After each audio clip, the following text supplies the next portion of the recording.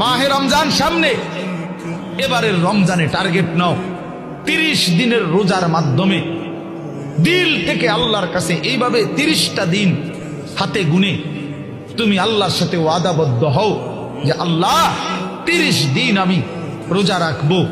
এবং যৌন চাহিদা, লজ্জাস্থানের চাহিদা, অশ্লীলতা, বেহায়াপনা, নর্তকী, নাচ গান, উলঙ্গ ছবি দেখা, নারীকে নিয়ে চিন্তা ভাবনা, মেয়েকে নিয়ে অশ্লীল চিন্তা ভাবনা, অবৈধ কোনো প্রেম সম্পর্ক, হারাম কোনো রিলেশন, এই সব ত্যাগ করে বন্ধু 30টা দিন মনোযোগ দিয়া রোজা রাখো, তারাবি পড়ো, ইফতার করো, সাহারি করো, তাসবিহ পড়ো, তেলাওয়াত করো, কোনো আলেমে দ্বীনের সাথে উঠা বসা করো, ইমাম সাহেবের সাথে সম্পর্ক করো।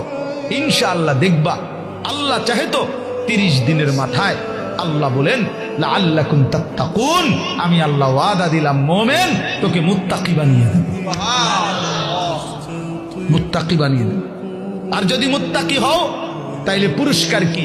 উইদ্দাত লিল মুত্তাকিন, আল্লাহ বলছেন জান্নাত বানানোই হয়েছে মুত্তাকিদের জন্য। 30 দিনে মুত্তাকি হবা, 30 দিনে জান্নাতি হবা। ইয়া আইয়ুহাল্লাযীনা আমানু, হে ঈমানওয়ালা, আল্লাহ বলেন জানো ঈমান তোমার পাসপোর্ট, আমি পাসপোর্ট নিলাম 30 দিন আগে। আর আল্লাহ ওয়াদা দিছেন রমজানের চাঁদ উঠলে আমি আল্লাহর কাছে ঈমানের পাসপোর্ট দিবা।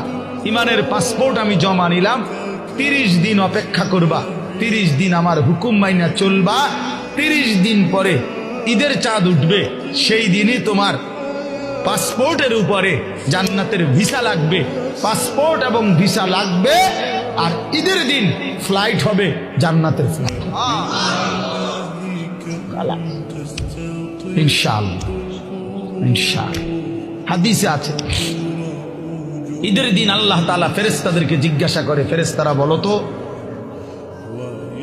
তো ওই ব্যক্তির প্রতিদান কি হইতে পারে যে তার পরিশ্রম, তার হুকুম, তার মনিবের আদেশ পূর্ণ আদায় করছে, যেই কর্মচারী তার কর্ম ঠিক মতো 100 পালন করছে, তো এখন তার বিনিময় কি হইতে পারে?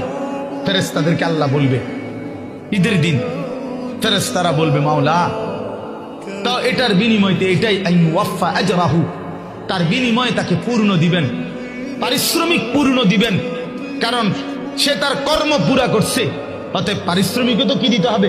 পুরা দিবেন, এটাই তো যুক্তির কথা।